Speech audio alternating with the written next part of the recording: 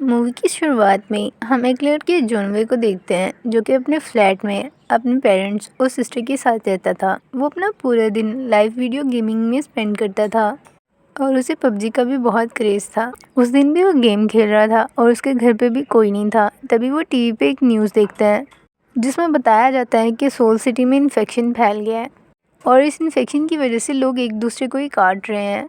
Infection इतनी तेज़ी से फैल रहा है कि अब गवर्नमेंट भी कुछ नहीं कर पा रही। वो उसे ये भी बताते हैं क्योंकि इन्फेक्शन बहुत तेज़ी से फैल रहा है, इसीलिए चंद ही घंटों में ये इन्फेक्शन शहर के हर फर्द में देखा जा सकता है। और वो उन्हें ये भी बताते हैं कि जो लोग इन्फेक्शन से बच गए हैं उनका भी सर्वाइव करने का कोई रास्ता नज़र नहीं आ रहा। ये न्यूज़ सुनने के बाद जब वो अपनी विंडो से बाहर देखते हैं तो सभी लोग एक दूसरे को काट रहे होते हैं। ये सारी सिचुएशन देखकर वो काफ़ी घबरा जाता है। असल में ये इन्फेक्शन ज़ोंबी वायरस था जो कि लोगों में एक दूसरे को काटने की वजह से तेज़ी से फैल रहा था। तभी जोनवू का एक नेबर ज़बरदस्ती उसके घर में घुस जाता है और उससे वॉशरूम यूज़ करने के लिए पूछता है। जोनवू ने न्यूज़ में सुना था कि जो लोग इन्फेक्टेड हो जाते हैं उनकी स्किन बिल्कुल वाइट और आइज़ रेड पड़ जाती हैं। तभी दिखते ही दिखते उसके नेबर की भी आइज़ रेड होना शुरू हो जाती हैं और फिर वो ज़ोंबी में कन्वर्ट हो जाता है। इससे पहले कि वो जुनवो पे अटैक करता, वो उसे अपने फ्लैट से बाहर निकाल देता है और फ्लैट का दरवाज़ा अच्छे से लॉक कर लेता है ताकि फिर कोई नेबर अंदर ना घुस आए। इसके बाद जुनवो के फ़ोन पे उसकी फैमिली का मैसेज आता है, क्या तुम ठीक हो? अब वो स्टिकी नोट पर स्टे अलाइव लिखकर अपनी फैमिली की पिक पर लगा देता है ताकि उसे मोटिवेशन मिलती रहे कि उसकी फैमिली अभी भी अलाइव है। अब जुनवो अकेला उस फ्लैट में सर्वाइव कर रहा होता है और वो मेन डोर के आगे भी रेफ्रिजरेटर लगा देता है ताकि ज़ॉम्बीज़ उसके मेन गेट को तोड़कर अंदर ना आ सकें। और वो नोट पर अलाइव लिखकर अपनी पिक्स को सोशल मीडिया पर अपलोड करता है कि उसकी पोस्ट पढ़कर कोई ना कोई उसकी हेल्प के लिए तो ज़रूर आएगा। लेकिन उसकी हेल्प के लिए वहाँ कोई नहीं आता क्योंकि जोनवो जिस एरिया में था वो पूरा इन्फेक्टेड हो चुका था। हर तरफ सिर्फ ज़ॉम्बीज़ ही ज़ॉम्बीज़ थे। अब जोनवो बहुत परेशान होता है कि ख़ुद को इस एरिया से बाहर कैसे निकाले। तब वो अपने एरिया को देखने के लिए ड्रोन भी भेजता है ताकि वो देख सके कि उसके एरिया की कंडीशन क्या है। लेकिन उसमें भी उसे हर तरफ ज़ॉम्बीज़ ही फैले हुए नज़र आते हैं। जोनवू को अब उस फ्लैट में काफ़ी दिन गुजर चुके थे और चार्ज ना होने की वजह से उसका फ़ोन भी डेड था। इस मूवी की ज़ॉम्बीज़ की ख़ास बात ये थी कि ये लोग ज़ॉम्बी बनने के बाद भी अपनी डेली रूटीन को कंटिन्यू रखते थे, जैसे कि ऑफिस जाना, मार्केट जाना और भी डेली रूटीन के सभी काम। ये लोग ज़ॉम्बी बन के भी ऑफिस जाते थे। स्ट्रेंज। खैर, अब जोनवू की तरफ आते हैं। इतने दिन उस फ्लैट में रहने के बाद वो उकता चुका था। उसके पास पड़ा हुआ स्टोर फूड भी जो वो खाने के लिए डेली इस्तेमाल करता था ख़त्म हो रहा था। जोनवू को रियलाइज़ हो गया था कि वो इस बंद फ्लैट में ज़्यादा देर तक सर्वाइव नहीं कर सकेगा। तभी वो अपने फ्लैट की विंडो से देखता है कि एक पुलिस ऑफिसर ख़ुद को बचाने के लिए ज़ॉम्बीज़ से लड़ रही है। वो उसे देखकर खुश होता है कि फाइनली उसकी तरह भी कोई और इंसान भी उस एरिया में अलाइव है। और जोनवू के देखते ही देखते ज़ॉम्बीज़ भी उस पुलिस ऑफिसर पर अटैक करके उसे ज़ॉम्बी बना देते हैं। क्योंकि ये सब कुछ उसके सामने हो रहा था, इसलिए वो ज़ॉम्बीज़ को अपनी तरफ अट्रैक्ट करने की कोशिश करता है ताकि वो पुलिस ऑफिसर को छोड़ दें। लेकिन वो ज़ॉम्बी उस पुलिस ऑफिसर को तो नहीं छोड़ते, लेकिन इसकी तरफ अट्रैक्ट ज़रूर हो जाते हैं। फिर वो फ्लैट के मेन गेट को तोड़कर घर के अंदर आ जाते हैं। जुनून से बचने के लिए बालकनी से छलांग लगा देता है। ज़ॉम्बीज़ को यही लगता है कि वो नीचे गिर गया, इसलिए उसे पकड़ने के लिए ज़ॉम्बीज़ भी बालकनी से छलांग लगा देते हैं। लेकिन ख़ुद की जान बचाने के लिए जोनवो वहाँ बालकनी में ही लटक गया था। इस तरह अक्लमंदी का इस्तेमाल करके वो अपनी जान बचा लेता है।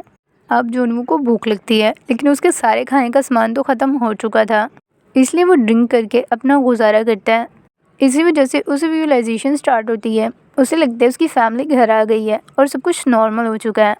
लेकिन कुछ देर बाद उसे अपनी फैमिली की तरफ से एक वॉइस नोट रिसीव होता है। वो वॉइस नोट उसकी फैमिली की तरफ से लास्ट था क्योंकि अब वो सब भी ज़ॉम्बी में कन्वर्ट हो चुके थे। ये जानकर उसे बहुत गुस्सा आता है और वो अपने घर की सभी चीज़ों को तोड़ने लगता है और गुस्से में ही अपने फ्लैट से बाहर आ जाता है। लेकिन घर के बाहर भी उसे बहुत से ज़ॉम्बीज़ का भयानक रूप देखने को मिलता है, इसलिए मजबूरन फिर उसे अपने ही फ्लैट में वापस आना पड़ता है। उसके दिमाग में सिर्फ एक ही चीज़ चल रही थी, स्टे अलाइव। उसने ज़ॉम्बीज़ के भयानक रूप देखकर ये तो डिसाइड कर लिया था कि वो ज़ॉम्बी नहीं बनेगा, इसीलिए वो सोचता है कि अब वो सुसाइड कर लेगा। अपने घर के फ़ैन से वो सुसाइड करने ही वाला था कि सामने वाली बालकनी से उसके ऊपर एक लाइट पड़ती है। जो कि उसके फ्लैट के सामने वाले घर से आ रही थी। बालकनी पर देखने पर भी उसे सामने वाले घर में एक अलाइव लड़की नज़र आती है जो उसकी तरह ही बंद फ्लैट में सरवाइव कर रही थी। उस लड़की का नाम किम योबिन था।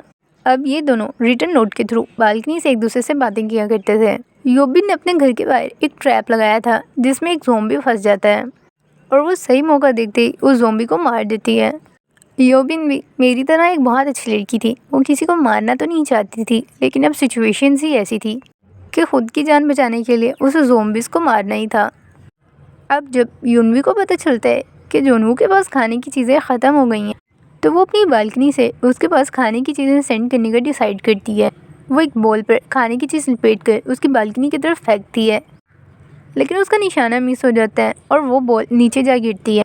फिर जोनवू अपना ड्रोन योबिन के फ्लैट में भेजता है और ड्रोन के थ्रू खाने की चीज़ों को रिसीव कर लेता है। वो रस्सी से बंधी हुई बॉल जो नीचे गिरी थी एक ज़ॉम्बी के हाथ लग जाती है और वो ज़ॉम्बी उस रस्सी के ज़रिए उनके फ्लैट पे चढ़ने की कोशिश करता है, क्योंकि वो ज़ॉम्बी रस्सी के थ्रू बालकनी तक पहुंचने की कोशिश कर रहा होता है और रस्सी टेबल के साथ बंधी होती है।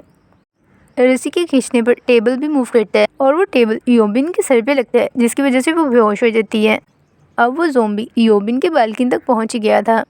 ये देखकर जोनवू अपने ड्रोन को ज़ॉम्बी की तरफ भेजता है ताकि वो ज़ॉम्बी को अपनी तरफ अट्रैक्ट कर सके और योबिन को बचा ले। लेकिन तभी योबिन को होश आ जाता है और वो ज़ॉम्बी का हाथ काट देती है। फिर वो नीचे गिर जाता है। इस तरह योबिन उस ज़ॉम्बी से अपनी जान बचा लेती है। दूसरी तरफ जोनू के मेन गेट पर भी बहुत से ज़ॉम्बीज़ इकट्ठे हो गए थे और वो मुसलसल दरवाजे को तोड़कर इसके फ्लैट के अंदर आने की कोशिश कर रहे थे। अब जोनू डिसाइड करता है कि वो खाने का सामान ढूंढने के लिए आसपास के फ्लैट्स में जाएगा। इसके बाद वो मरे हुए ज़ॉम्बी की पॉकेट से एक फ्लैट की कीज़ निकाल लेता है। अब जोनू उस फ्लैट के अंदर आ जाता है और खाने पीने की चीज़ें ढूंढने लगता है। उसे वहाँ खाने पीने की चीज़ों के साथ साथ ईयरफोन्स और माउंटेन हैकिंग का भी बहुत सा सामान मिलता है। इस तरह जोनू को आइडिया हो जाता है कि वहाँ का ओनर, जो अब ज़ॉम्बी बन चुका था, काफ़ी एडवेंचर पसंद था। बेडरूम में जाकर देखते हैं तो वहाँ उसे एक औरत की लाश नजर आती है। तभी उस फ्लैट का मालिक, जो अब ज़ॉम्बी बन चुका था, इस पर अटैक करता है। तो जोनू अपनी जान बचाकर वहाँ से भाग जाता है। वो एयरफोन्स की मदद से रेडियो के थ्रू अपना मैसेज सेंड करना चाहता था, लेकिन अनफॉर्चुनेटली उसका रेडियो भी ऑफ था। अब जोनू के पास 2 वॉकी टॉकी थे जो वो इस फ्लैट से लाया था। अब वो ड्रोन के थ्रू एक वॉकी टॉकी को योबिन की तरफ भेज देता है। इस तरह अब ये दोनों एक दूसरे से बात कर सकते थे। इसी बातचीत के दौरान योबिन उसे बताती है कि उसे हाइट से बहुत डर लगता है और वो अकेली उस बंद घर में रह रहकर बोर हो चुकी है। अब वो यहाँ से कहीं बहुत दूर जाना चाहती है। तो जोनू योबिन से कहता है कि वो हिम्मत ना हारे। उसे यकीन है कि वो लोग यहाँ से निकलने का कोई ना कोई रास्ता ढूंढ लेंगे। पीने का पानी जमा करने के लिए ये दोनों अपनी बालकनी से बाहर कंटेनर रखा करते थे, जिसमें बारिश का पानी इकट्ठा हो जाता था और उसे ये पीने के लिए इस्तेमाल करते थे। फिर एक दिन सारे ज़ॉम्बीज़ उनके अपार्टमेंट में फैल जाते हैं। क्योंकि वो बहुत सारे ज़ॉम्बीज़ थे, उनकी चलने की आवाज़ से ऐसा लग रहा था जैसे बाहर बारिश हो रही है, लेकिन असल में वो ज़ॉम्बीज़ के चलने की आवाज़ थी। भगदड़ की वजह से योबिन से कुछ चीज़ें गिर जाती हैं और सारे ज़ॉम्बीज़ उसके फ्लैट की तरफ अट्रैक्ट होते हैं। लेकिन जोनवू उन ज़ॉम्बीज़ को रोकने के लिए साथ वाले अपार्टमेंट में कॉल कर देता है। कॉल की आवाज़ सुनकर सभी ज़ॉम्बीज़ साथ वाले अपार्टमेंट की तरफ अट्रैक्ट होते हैं और उसी के अंदर चले जाते हैं। अब योबिन कहती है कि अगर हम इसी तरह से इन फ्लैट्स में पड़े रहे तो एक ना एक दिन ये ज़ॉम्बीज़ हम पे अटैक करके हमें मार डालेंगे, इसीलिए हमें यहाँ से निकलना ही होगा। अब योबिन जनवी से कहती है कि उसने उसकी बिल्डिंग के 8वें अपार्टमेंट में किसी ज़ॉम्बी को नहीं देखा। इसका मतलब यही है कि वहाँ कोई ज़ॉम्बी नहीं होगा, हमें वहाँ जाकर फूड को तलाश करना चाहिए। अब ये दोनों यही डिसाइड करते हैं कि अपार्टमेंट नंबर 8 तक जाएंगे। अब ये दोनों अपने अपने अपार्टमेंट्स निकलते हैं और इनके सामने बहुत से ज़ॉम्बीज़ थे जो इसी इंतज़ार में थे कि ये दोनों बाहर आएँ और हम इन पर अटैक करें।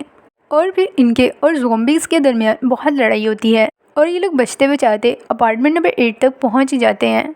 लेकिन ज़ॉम्बीज़ फिर भी इनका पीछा नहीं छोड़ते। वो इन तक पहुँचने ही वाले होते हैं कि एक आदमी आकर इन दोनों को अपने फ्लैट के अंदर खींच लेता है। इस तरह ये लोग फौरी तौर पर ज़ॉम्बीज़ से बच जाते हैं। अब वो आदमी इन दोनों को खाना ऑफर करता है। वो आदमी देखने में तो बिल्कुल नॉर्मल लग रहा था, लेकिन योबिन फिर भी उस पर ट्रस्ट नहीं करती, क्योंकि मेरी तरह उसे भी ट्रस्ट इश्यूज़ थे। खैर, जनवू के बहुत ज़्यादा इंसिस्ट करने पर योबिन को उस अननोन आदमी का ऑफर किया हुआ खाना खाना ही पड़ता है। योबिन का शक बिल्कुल ठीक था। उस आदमी ने इनके खाने में कुछ मिला दिया था, जिसकी वजह से ये लोग खाना खाते ही फ़ौरन बेहोश हो जाते हैं। क्योंकि उस अननोन आदमी की बीवी ज़ॉम्बी बन चुकी थी और ये अपनी भूखी ज़ॉम्बी बीवी को खाना खिलाने के लिए इन दोनों को उसके हवाले कर देने वाला था। अब वो आदमी योबिन को अपनी बीवी के लिए उस कमरे में लेकर जा रहा होता है और उसी टाइम जिन्वू की आँख खुल जाती है और वो गन पॉइंट पर उस आदमी को योबिन को छोड़ने के लिए कहता है, लेकिन वो आदमी बहुत ढीठ था, वो इसकी बात नहीं मानता। और तभी योबिन अपनी अक्ल का इस्तेमाल करते हुए उसकी बीवी को कंबल से कवर करके उस आदमी के ऊपर ही छोड़ देती है और फिर वो भूखी ज़ॉम्बी अपने ही हस्बैंड को काटने लगती है और देखते ही देखते उसका हस्बैंड भी ज़ॉम्बी बन जाता है। अब योबिन को मजबूरन उन दोनों को मारना पड़ता है, क्योंकि अगर ये उन्हें ना मारती तो वो दोनों इन्हें मार देते। अब योबिन उन दोनों ज़ॉम्बीज़ को तो मार चुकी होती है, लेकिन गोली चलने की वजह से बिल्डिंग के बाकी सारे ज़ॉम्बीज़ इनकी तरफ अट्रैक्ट हो गए थे। अब उनके पास इस बिल्डिंग से निकलने का कोई रास्ता नहीं था, क्योंकि हर तरफ से ज़ॉम्बीज़ ही फैले हुए थे। तभी इनकी गुल्लक की वजह से इन्हें वहाँ हेलीकॉप्टर की आवाज़ सुनाई देती है।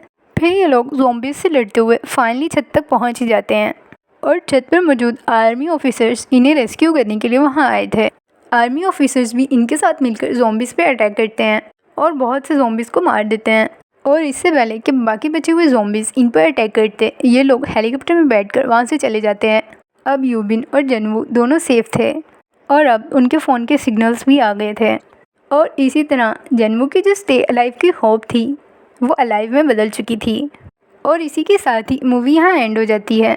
होप सो आपको भी स्टे अलाइव से अलाइव तक का सफ़र अच्छा लगा होगा। तो इस मूवी से हमें ये सीखने को मिला कि हालात चाहे जितने मुश्किल क्यों ना हो, हमें हमेशा अपने बिलीव्स को स्ट्रॉन्ग रखना चाहिए, ताकि एक ना एक दिन हमारी जितनी भी विशेष स्टे अलाइव की सूरत में हैं वो एक ना एक दिन अलाइव में ज़रूर कन्वर्ट होंगी। तो इसी पॉजिटिव माइंडसेट के साथ बाय बाय।